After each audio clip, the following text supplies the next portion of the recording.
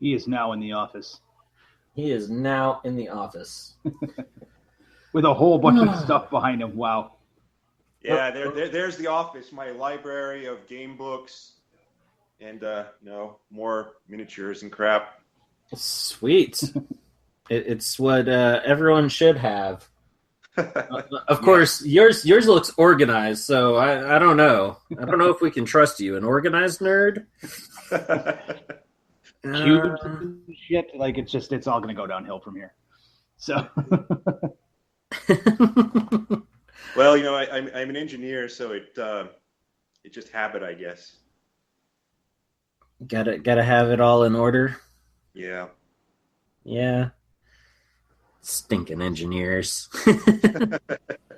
Making the rest of us look bad. All right, so now that Tim's been recording for the last few minutes, I guess I'll actually say good evening, ladies and gentlemen. I am your faithful co-host, Nick Bogart. Joining us is our host, Tim. Boring day jobs. What? Are you trying to talk shit already? I don't know. Tim, are you still there? I am still here. Okay. You were trying to say something. I don't know what, but Damon, you're still here? Everything kind of cut out for a second there. Nope, I'm still here. Magic of the internet, folks. All right, magic of the internet. Taking that from not the top, but where I left off. There's Tim. He's an asshole. We'll leave it at that. Joining us tonight from, and I'm probably going to butcher it, but Ganesha Games. Oh, very good. Oh, sweet. I got it right.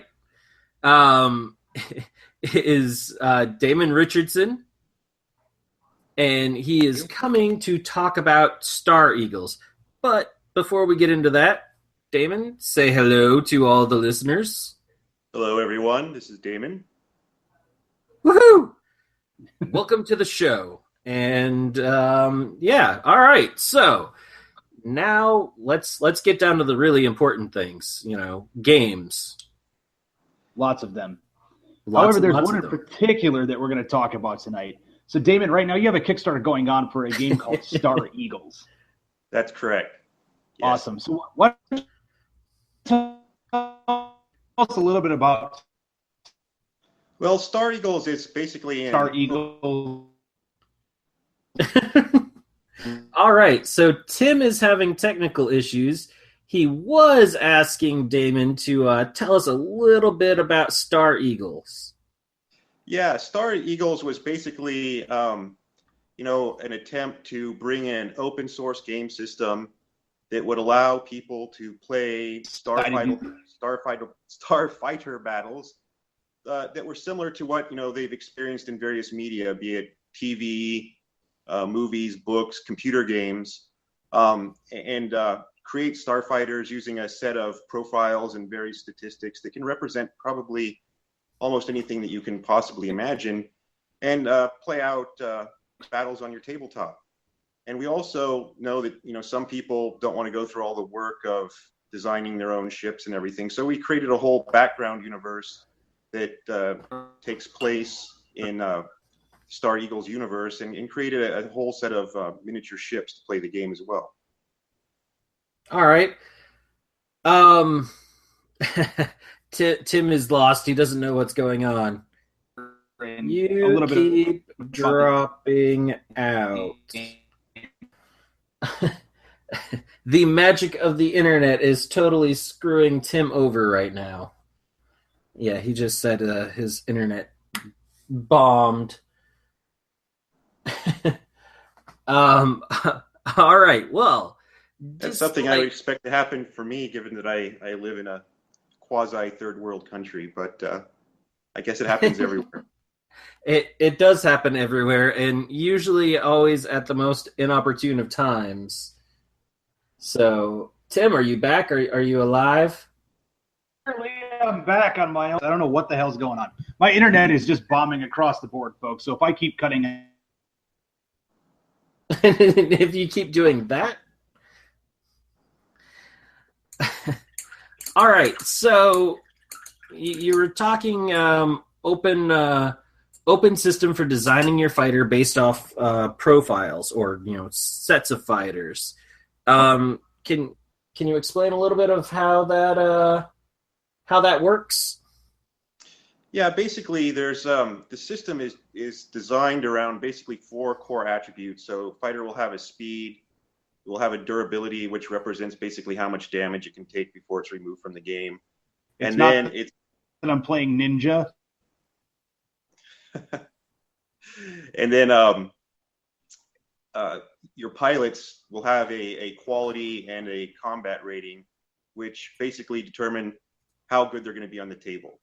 So the combination of these 3 attributes will determine kind of the core base point value of the ship.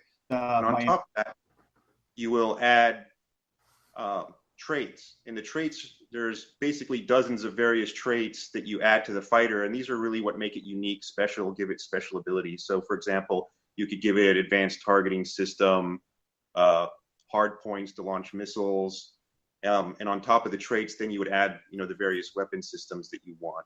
And between the combination of those 3 elements, you will create your fighter. All right. Interesting. I like it. So, as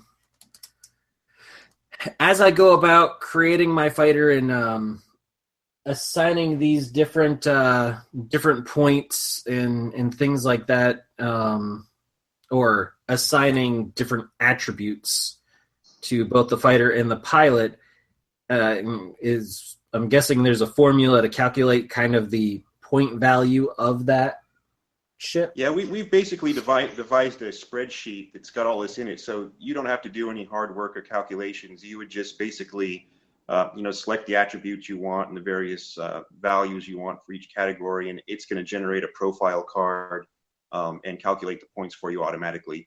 I mean, you can do it manually on a piece of paper. It's not too complicated. We provide the formula, but it's easier to use the spreadsheet, and we're also looking at doing a web-based point calculator tool that you can just log onto your web browser and plug in all the stuff that you want, and it's gonna generate the points for you. Awesome. That definitely does make it nice and simple to just be able to tap it in. I'm sure there will be a few diehards that are like, "Oh no, I love using the formula and doing it the hard way."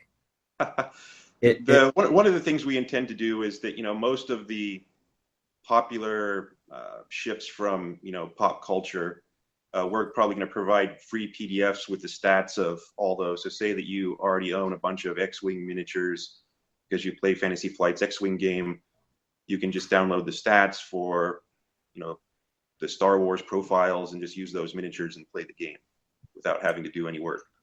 Nice. Actually, there was 2 that came to my mind right away. That was a Viper from Battlestar Galactica and a Star Fury from Babylon 5. Yes. I wanted to say Battlestar Galactica again, and I'm like, no, but it's the space station. Yep, of course. Those are 2 very popular universes, and we've definitely put in considerations to model ships for there, and we're actually going to be doing a set of profiles, which will be free downloads that have stats for ships from both Battlestar Galactica, both the old and the new series, and also Babylon 5. Nice. So I have a very critical question since you already mentioned the other one. And in Star Wars, which one's better, a TIE fighter or an X-Wing? Well, hell, that's going to be a very subjective question. I would suspect that X-Wing should be slightly better, and the points value seems to indicate it. But it's all about combinations and how you use it. I like your very semi-neutral answer. Yeah. Now, if you were to play Star Eagles in, say, the Star Wars universe, it's going to be a much different experience than, say, playing X-Wing, because this game is designed to replicate more of what you see in the movies. So depending on how you structure it, there's various layers that you can add. So if you wanted something that was more of Hollywood experience where ships fly around and blow up, and you can do that, right? So you can make ships very fragile. So maybe they're a little bit more difficult to hit, but once you hit them, they basically explode to big fireballs, so that you can have more of the Hollywood action. Or if you're more into, the video game style, like say Wing Commander or something, where you're blasting away and nibbling at them, you can also tailor the game so that it has that sort of a damage system as well. So you can play anywhere in between. Interesting. That's definitely an interesting take on it, or twist is being able to kind of tailor it that way. And I guess if you did go for the kind of faster, more explodey Hollywood style, you could even possibly field more ships because you're doing smaller profiles. Yeah, no. That was actually the goal of the game, because right now, if you take a look at most space fighter games, or even the ones that have been done previously, like Iron Crown, Enterprises, Silent Death, is that the amount of record keeping and detail that you have to manage around each ship, can be somewhat cumbersome if you want to field a lot of spaceships. And so we wanted a game that was scalable. So if you want to have that detail, you can plug that in and worry about individual ship damage systems and stuff like that, if that's what you enjoy, and then maybe play with 4 or 5 ships per player. The standard game is kind of somewhere in between, where you're running, I would say, between 8 and 12 ships per player. But if you really wanted to go epic and field 20, 30, 40, 50, even 100 ships, there's basically a large scale version of that lets you field armies of starfighters and really play something epic without a whole lot of record keeping or cumbersome bookkeeping. Okay. So I know that with your Kickstarter, you are offering not just the game, but ships as well to go along with your game. And there are several different sizes and classes of the ships. Yes, that's correct. I mean, that's basically something that we chose to do within our universe, which models kind of more, I'd say, the video game style of how ships are portrayed. So you've got like light, medium, heavy gunboats. You don't have to play the game that way. As a matter of fact, if you wanted to create something more Hollywoodish, you would probably just, create everything that was more like a light fighter, because they're a little bit more fragile. But, this is just the path we chose to go to create, different tactical options around the various ships, because as you go up in class, the function of the ship in the game somewhat changes. Right. So how big of a ship can you go up to with your designer? Yeah, actually, you could continue to creep up the size scale if you wanted. So really, what I think the only practical size that you would represent on the table is probably somewhere like a frigate or maybe even a destroyer. So you can model something that's relatively that big. I mean, if you wanted to get carried away, you could even model a battleship, but it wouldn't be probably something that you would enjoy doing within the game system. But another unique aspect of it is you can just scale things up. So if you wanted to kind of say play something with capital ships rather than calling them fighters, right? You could use the builder system and just say, a durability 1 ship is a frigate and a durability 6 ship is a battleship, and fundamentally it'll work the same way. But there's really no limit. But I would say the largest scale that we like to use in the game and what we've provided miniatures for is what we call a gunboat, which is kind of a in between a bridge between fighters and light capital ships, like say a frigate. Right. Okay, so it's possible to scale it up, but it's still going to shine where obviously you designed it the most, and that's with the fighters and whatnot. So what kind of system is the combat system? How does that work in the game? Well, this is based off Ganesha's core game system. Ganesha Games, the game it's famous for is its Song of Blades and Heroes system. And that basically uses an activation system where the quality of the troop, you select how many actions that you want to have for whatever unit you're activating, and you roll a number of dice. each dice potentially giving you an action with a maximum of 3. So the whole premise of this system is a risk reward system, right? So if you want more actions and you want to be able to do more in your turn, you can attempt to roll more dice. But as you roll more dice, there's the risk that you will fail getting the activation number. And if you get 2 failures, the initiative or control of the game passes to your opponent. So that's the core mechanic of how things activate and move. The combat system is designed as an opposed roll. So most of what happens in this game involves a lot of player interaction, because whatever you're doing, your opponent's going to have an opportunity to respond to you in some way. So, for example, when you're attacking, you're basically rolling a dice, adding your pilot's combat plus any other modifiers, such as the angle that you're attacking, whether you're in the rear arc, whether you're in the side arc, any particular weapon bonuses that add to your dice roll. Your opponent is then also rolling a dice with his modifiers, and whoever rolls higher basically is the winner of the combat. So if the attacker rolls higher, he hits. If the defender rolls higher, he misses. And then the degree of success, so if you double, triple, quadruple your opponent, also determines the number of hits that you do on the opponent.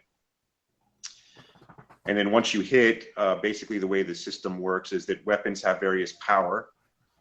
Ships will have various defensive systems, which primarily consist of shields and armor.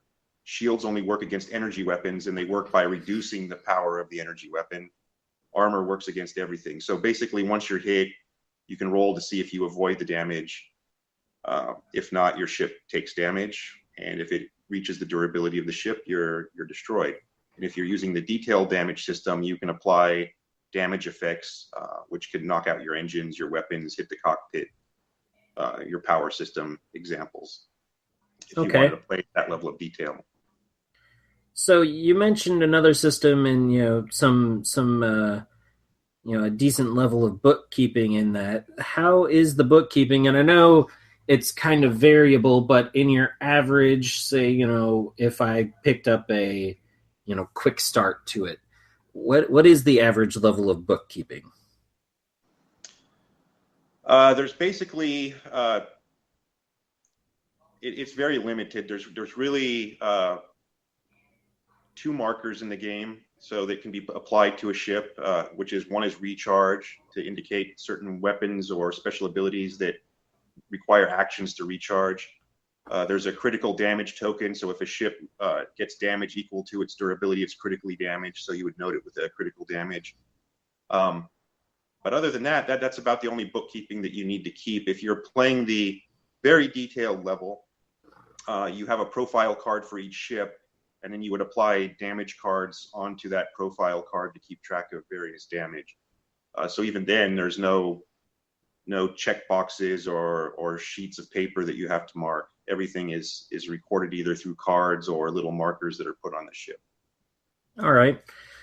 And your game actually does, and I mentioned the ships earlier, but it's got a story to it. It's even though it's kind of an open gaming system, so you can bring your favorite games in, it also already has a story being developed. Yes?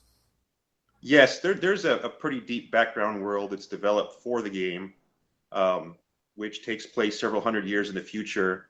The premise behind the story of the game is that, within the next 100 years from now, humanity starts exploring our local solar system, starts colonizing local planets, eventually discovers the gateway to interstellar travel, starts developing colonies in nearby stars. And one of the key elements of this is that in our game system, there's not really a lot of aliens. Humanity basically created a lot of genetically engineered species to help colonize various different hostile worlds. So there are, I guess you could call aliens, but they're all created by mankind. So then in our story arc, a few hundred years from now, Earth kind of gets involved in a fairly cataclysmic war that cuts it off from its colonies. The colonies become somewhat independent and self-sustaining. Mars ends up taking kind of the leadership role and creates kind of a loose confederation to manage the colonies, which we call the Confederate Stars, or Constar for short. And then the game setting takes place right as Earth kind of recovers from its crisis. They start reaching out to the stars. They start trying to influence their former colonies, which aren't very fond of Earth coming back. And in the midst of this political struggle with Earth and its former colonies, that's when, these alien invaders, the Sesekai, show up and create a common threat that unites the various colony worlds to fight this unknown, mysterious invader of which very little is known. Interesting. So aliens show up just as humans are about to start shooting each other. Pretty much. Yep. Awesome. I'm guessing from there the story's gonna kind of progress a little bit more on. It sounds like you have the groundwork for at least a couple more factions. Splinter groups. One of the interesting factions that we've got in the game, if we're able to unlock them, is that in addition to the genetically altered species, humanity also developed very sophisticated artificial intelligence and basically self-aware AIs. And during the conflict on Earth, some of these AIs escaped. And so one of the factions that's going to be present in the game, which we're keeping a little bit nebulous, is there's dozens of different AIs, right? One of them in particular is going to return and is very critical to the story arc in the game and has a tie-in to the aliens and such. So there's quite a lot that goes on, and it's almost infinitely expandable with the story arc that we've got. All right. That's definitely interesting. An AI comes back to home and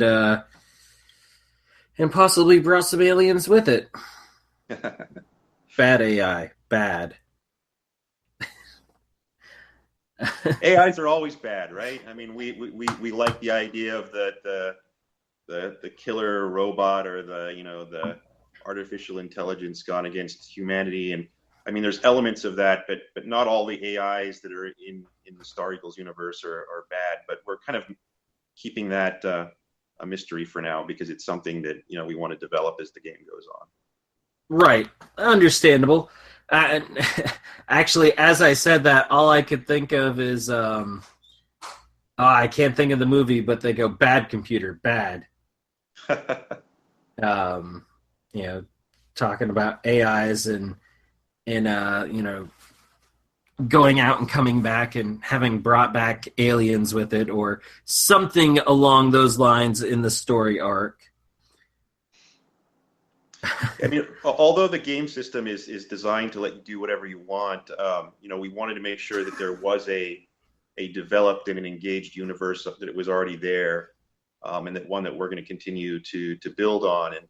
And the cool thing about it is the way the game is set up is that you can use our universe as kind of a base platform, and then you could maybe design your own ships and include them alongside ours or whatever.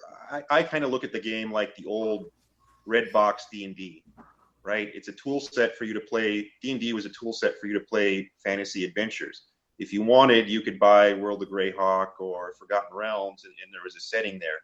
It's the same thing with Star Eagles. Star Eagles is a toolbox for you to play science fiction battles.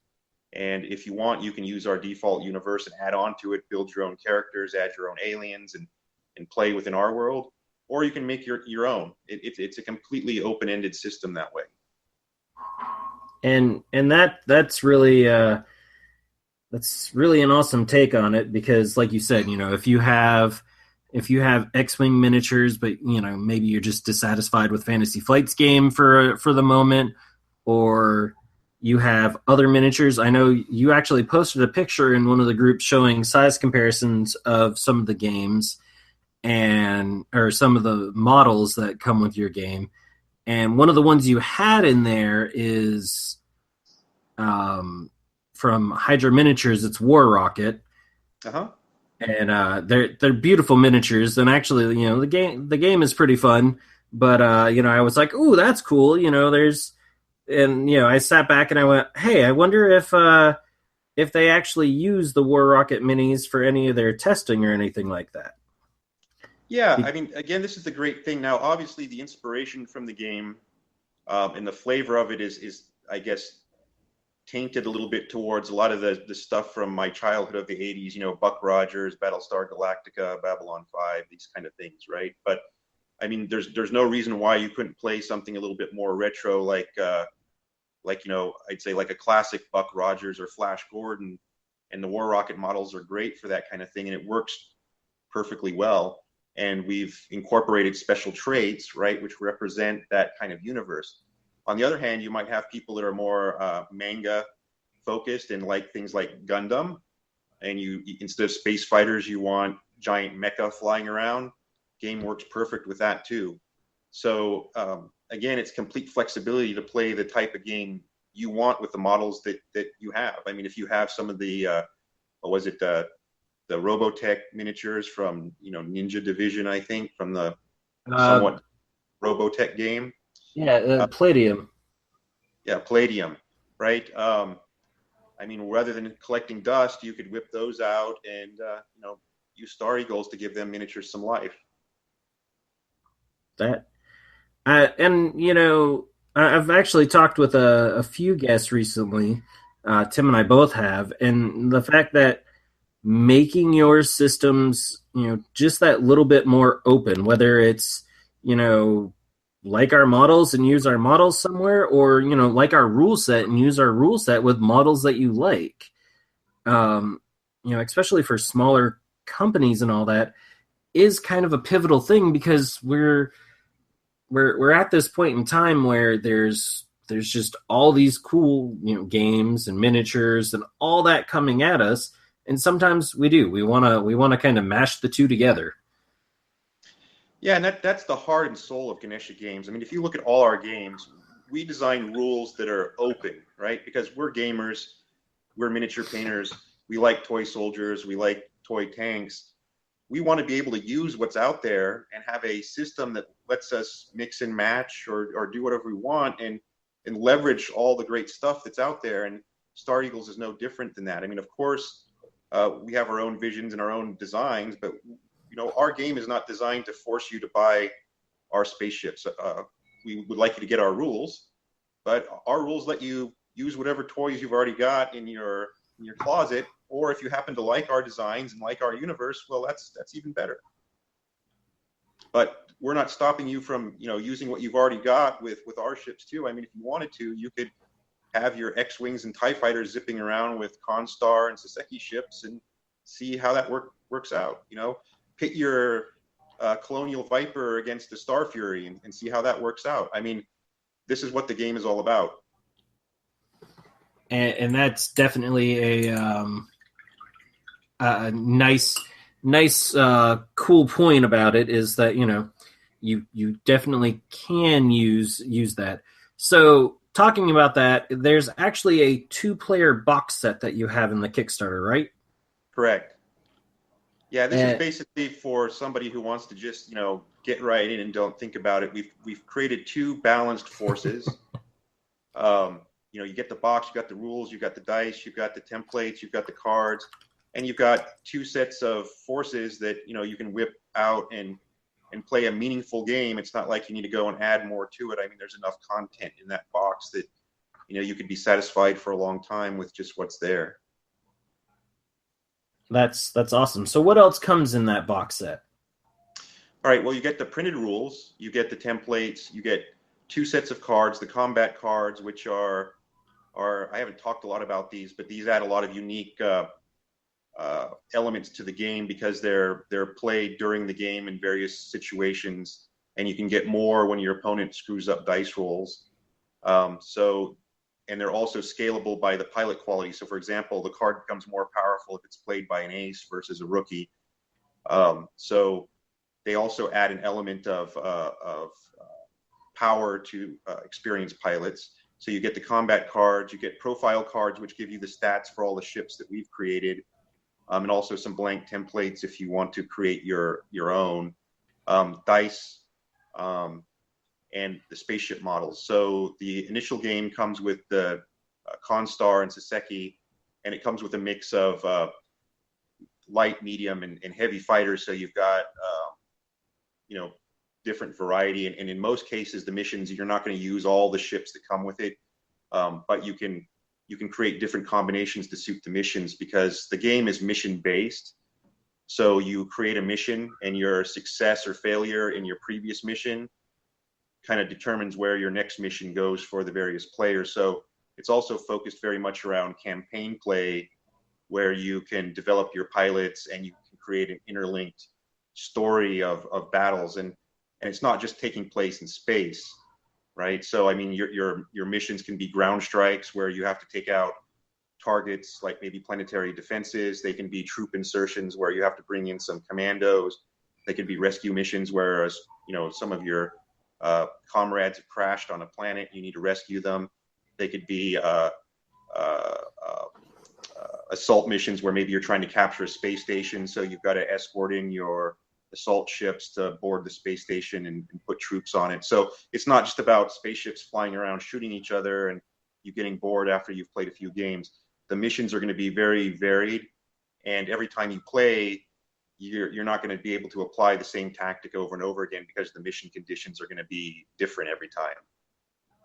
That's cool. I especially like the fact that there is a campaign system that will allow you to improve your pilots as you go along. Yeah, and one of the, again, depending on the detail level you want, if you're playing this campaign system with a little bit more detailed pilots, where your pilots have some of their own unique skills and attributes, and you get invested around the pilots, when the ships get destroyed, your pilots can eject and you can rescue them during the game, which adds another element of interest to the game as well. So you can preserve pilots that you have some fondness over. So there's a lot of options in the game. If you don't care about that kind of stuff and you just want to show up and have a more casual game experience, you could ignore all that and just you can still have the campaign of playing a link of scenarios, but not worry about the pilot stuff.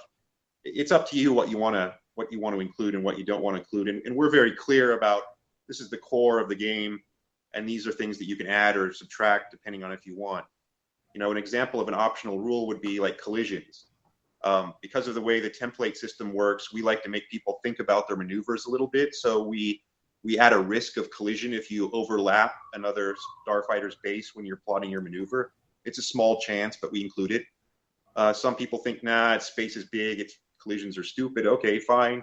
Just don't include that rule. So, I mean, you can mix and match and add optional rules to give the game the flavor and feel that you want. That's interesting, especially the optional rules, because as you said, it does add that little bit of flavor. Good examples are Frostgrave, and they have a few optional rules in there, to deal with certain situations, and it can totally make the game just that much more interesting. Possibly having a small chance of collision, even though space is big, you are an itty bitty thing trying to shoot at something else that's itty bitty in the vastness of space. So, all the laws of that, do have that chance of, you guys colliding, because, you just one wrong move at high rates of speed. Right, and again, that's an optional rule, because some people find that, they're looking at their engagement distance as being rather far, and the chance of collision is small, so they don't want to include it. Other people might look at it more like what you see in TV, right, where the ships are right on top of each other and they're in a big fur ball, in which case, maybe it does make sense if you're too aggressive and you get close that there's a chance the ships will crash into each other. So we make that an optional rather than a forced part of the rule, so people can use it or not use it depending on what they think feels right for them. I like that a lot. Optional rules are always interesting, and choosing them or not choosing them does bring a depth to the game that, is fun, because it does help you make the game your own, the experience. Just same thing along with the having your pilot eject, because I will say, when you first said there's a campaign system and you can keep your pilot around, I'm like, I started thinking of playing XCOM, and I had my team that it was my best people, and then I had the B squad, which I never used, and then I lost one person off of my best team, and the whole team just went down. my whole game was done at that point because I had progressed too far, and that was the first thing I got scared of. I'm like, man, I have this pilot, he's awesome, and he's gonna get taken out. I just know it.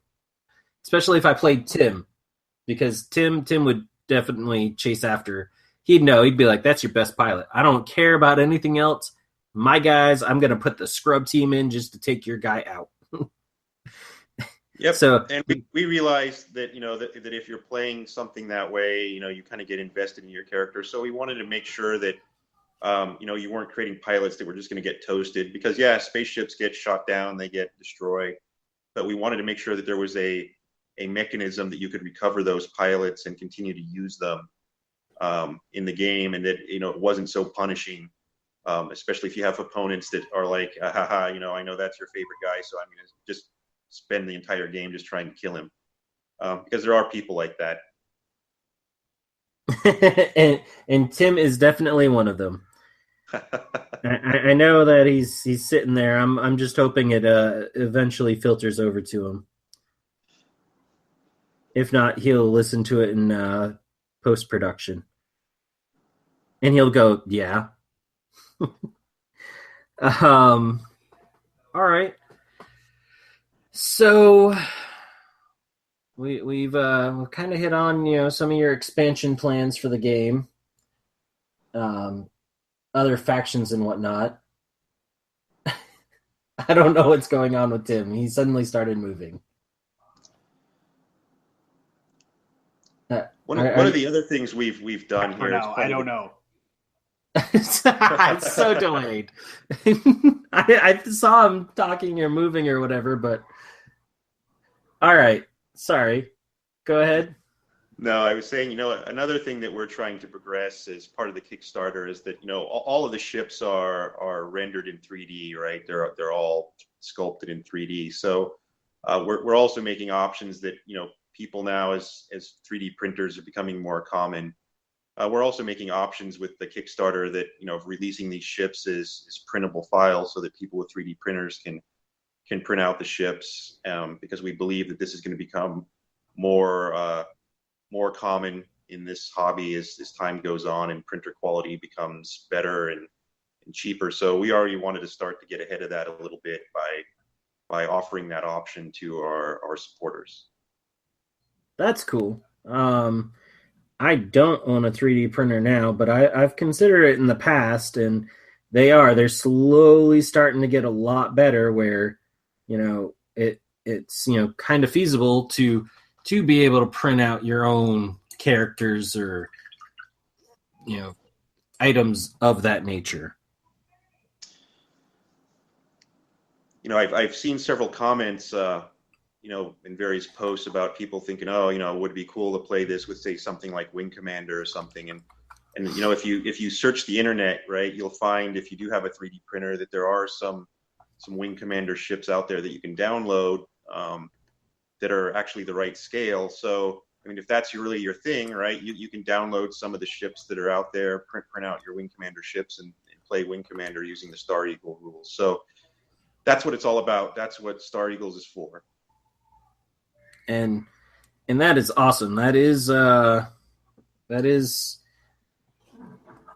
a fun aspect to games, is being able to get in there, especially space games, because I mentioned it, Star Furies, Vipers, X-Wings, because X-Wings are awesome, or TIE Fighters if you really want to be that guy. But no, just being able to immerse yourself in that fandom, in that world.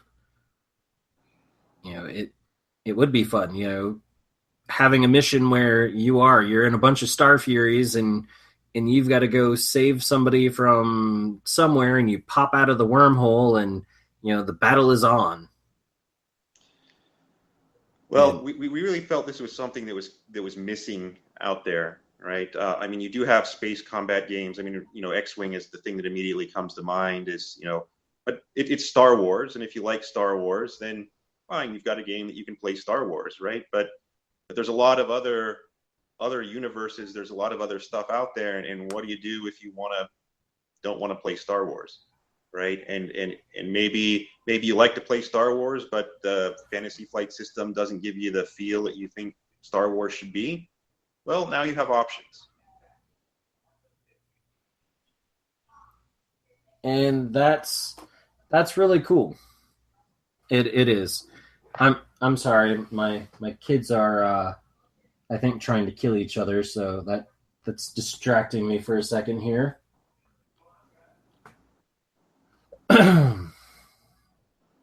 All right. So what else is there in the Kickstarter? What else is available for people that are interested in backing?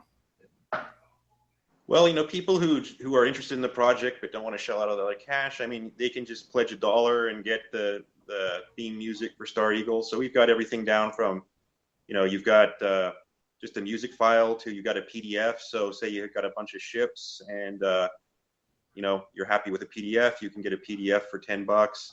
You can get just the printed rules.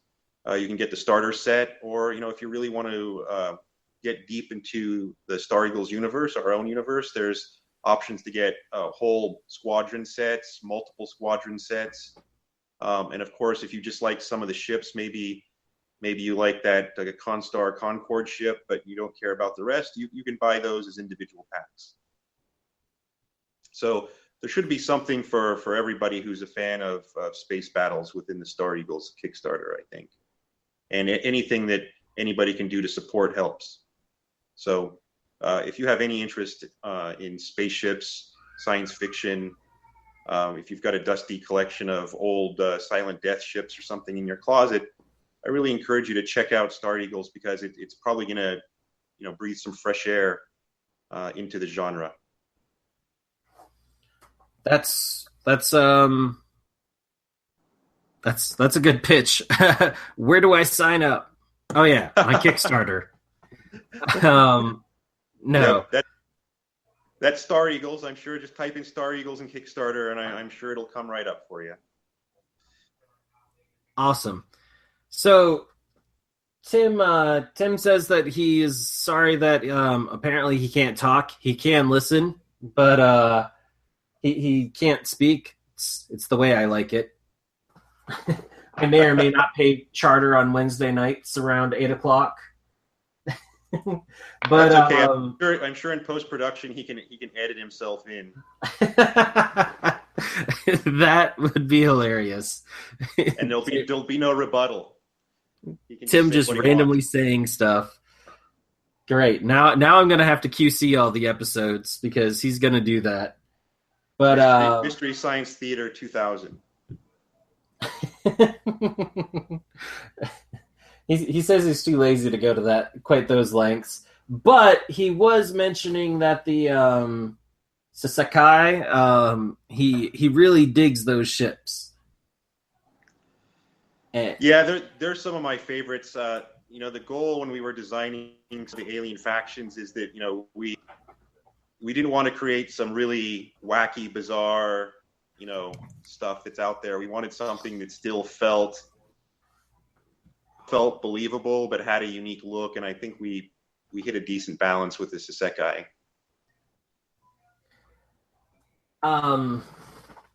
Yeah, I could see that. I like them. I do like the Comstar, just that little bit of a fraction more. But for the most part, looking at either set of ships, they're highly detailed, and I know that you've had some discussions going on about because right now the box set, they're all going to be resin miniatures, right? Yeah, we've created an option because some people preferred a little bit more ships. So some of the smaller ships, like the light fighters and a few of the medium fighters, we've looked at options to cast them in metal, which is a little bit lower cost option for a variety of reasons, which allows us to include a few more. So we're providing options. So if you want the super highly detailed resin ships, you can get those. There'll be a few less in the box. If you don't mind working with metal, you can get the metal sets, which include a few extra ships, but the smaller ones are going to be cast in white metal, which for the most part will have generally the same level of detail on the ships based off the ones we've selected. They're just going to be a little bit heavier, right? And right. But really not so much an issue if you care more about having more ships. The metal option is certainly there. Okay, so metal is now the primary, with the larger ships being in resin. I know you were also looking at possibly going plastics with them, but it was actually rather interesting that a large amount of the community that you've already built up was like, no, thank you, please. Yeah. Plastic is tricky, right? Because there's a lot of cost up front to make the molds. The molds are expensive. And there's basically two ways you can go with so-called plastic. There's the lower upfront development cost to do like a PVC, which allows you to do a little bit more complex shapes in a single cast. But those are the little bendy, you lose some detail on those. And then, of course, there's the hard steam type plastic where the molds are extremely expensive. You can't have any undercut, so you've got to make a lot of the kits become multiple pieces, and it's just very expensive, right? So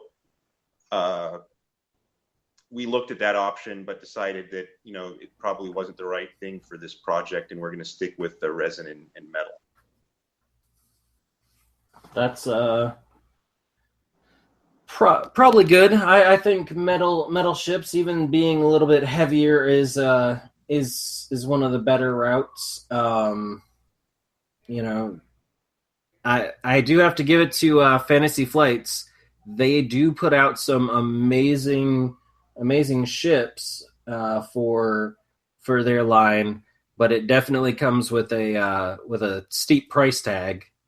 So that alone, it's a high quality, but you definitely have to pay for it, and metal's kind of where it's at for getting high quality, just a little bit more affordable.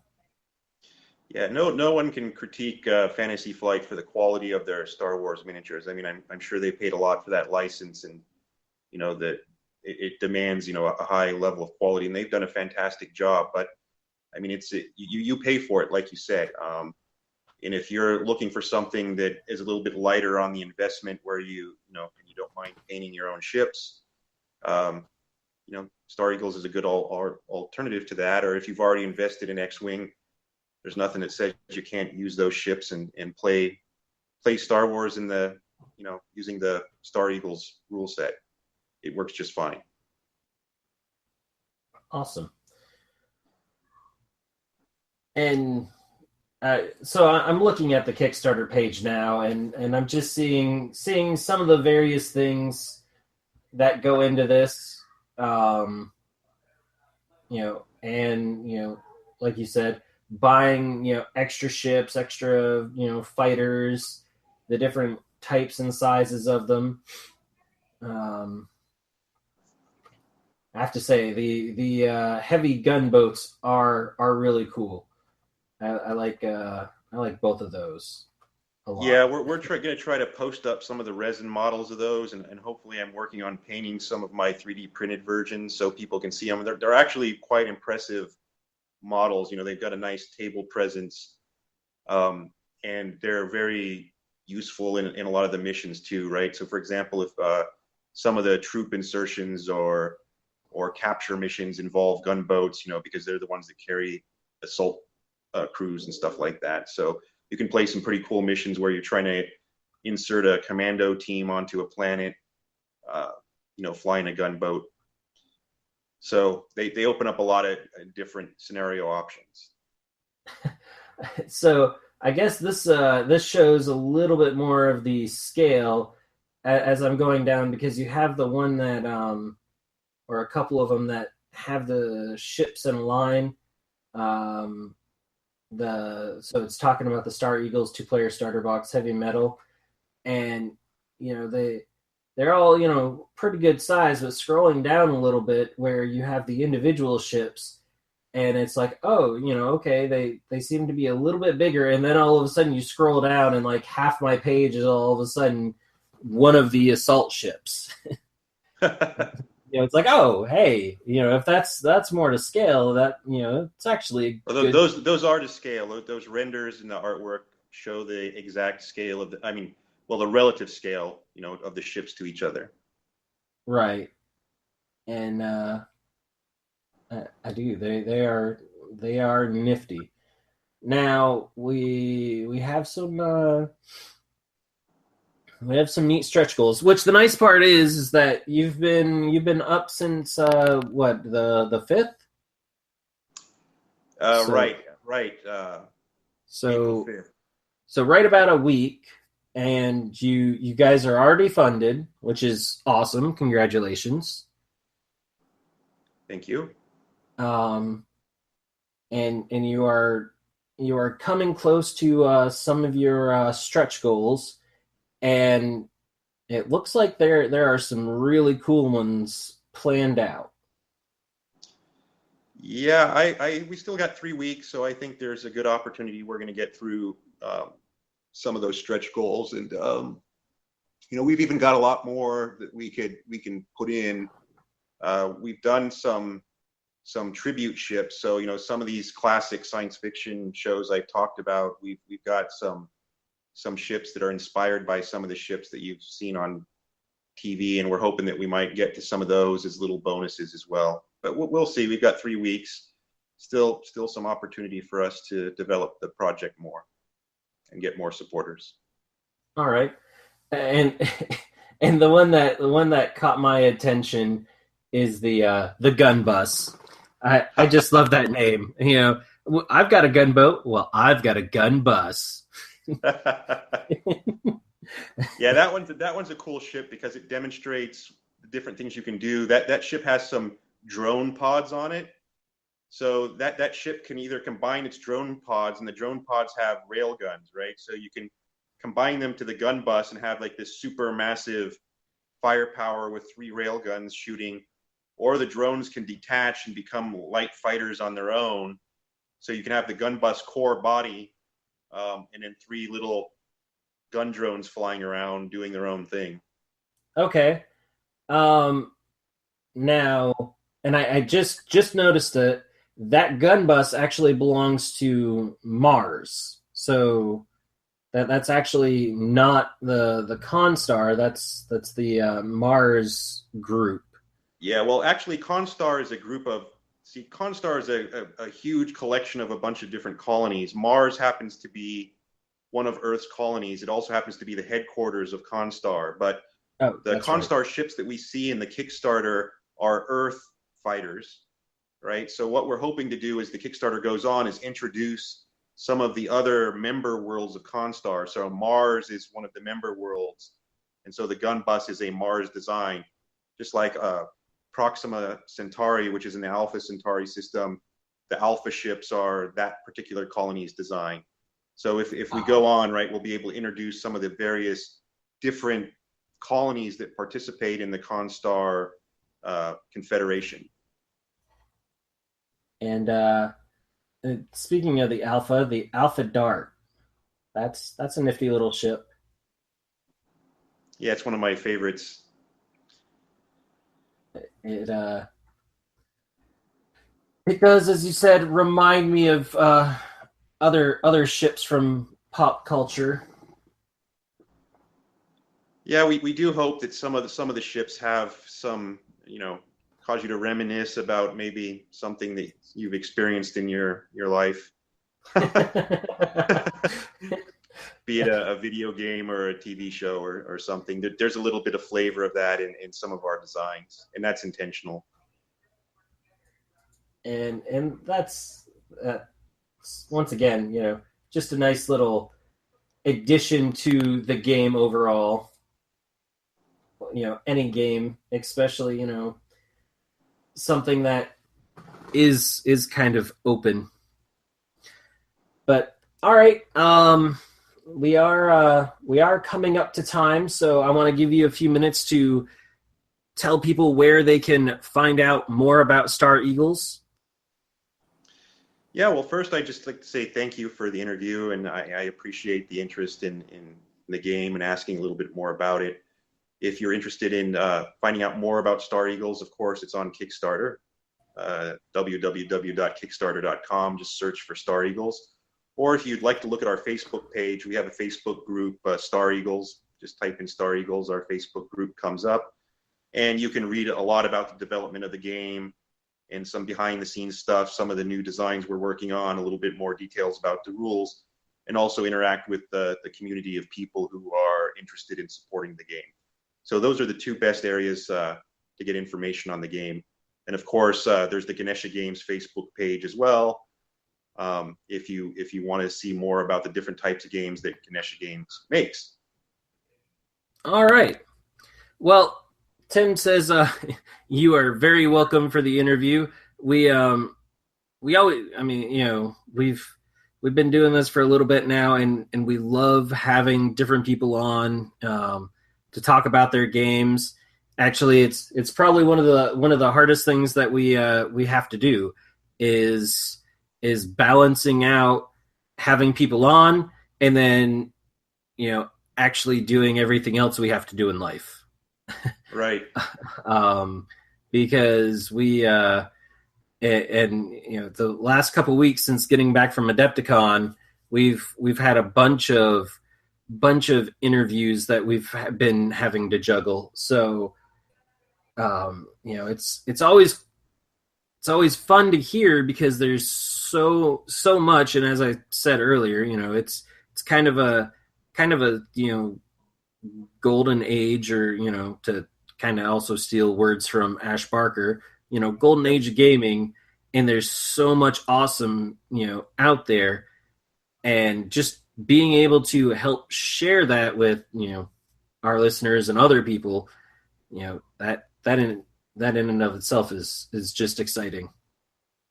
Yeah, that's the great thing about platforms like Kickstarter, and is that they've basically created what I would call it's beyond a golden age. It's a second renaissance of gaming. We had a little bit of that in the 80s, where there was a lot of different game systems coming out. It started to taper down in the 90s and kind of died in the turn of the century. But now there's a renaissance. I mean, there's so many ideas.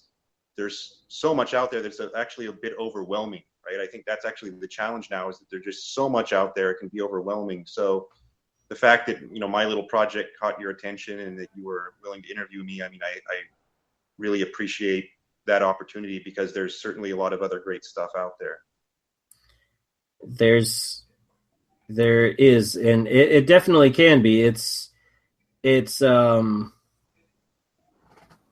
There is a lot going on out there, and that's the other part. It's awesome to talk with pretty much every developer I've talked with so far, and part of it comes from our previous guests, which is part of how we got connected, or our listeners going, "Hey, have you heard of this game, or have you heard of these people?" And putting us in contact.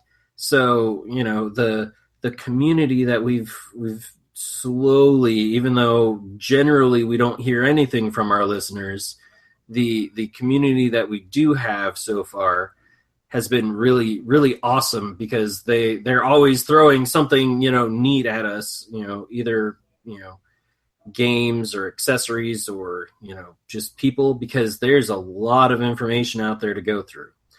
So that all said, I know that Ganesha Games has actually done a few different Kickstarters, and anytime you have something new, or something else you want to talk about, or if you just want to talk about gaming in general, give Tim or I a shout, and we'll we'll be more than happy to have you back on the show.